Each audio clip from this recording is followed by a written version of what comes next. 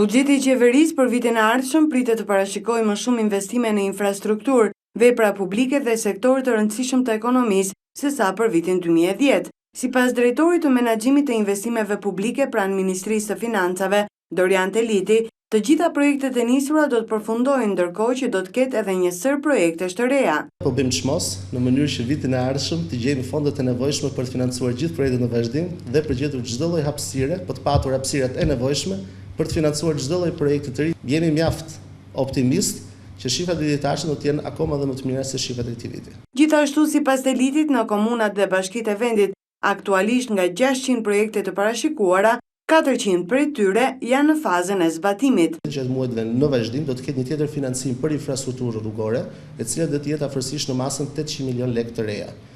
Fokusi i investimeve për njësitë e qeverisë vendore ka qenë në infrastrukturën rrugore, ka qenë në ujësiellës kanalizime, në objekte arsimore dhe në qendra shëndetësore. Sipas Ministrisë së Financave, në total deri tani është realizuar 73% e planit të parashikuar, ndërkohë që realizimi i objektivave deri në fund të vitit parashikohet të bëhet në masën 100%.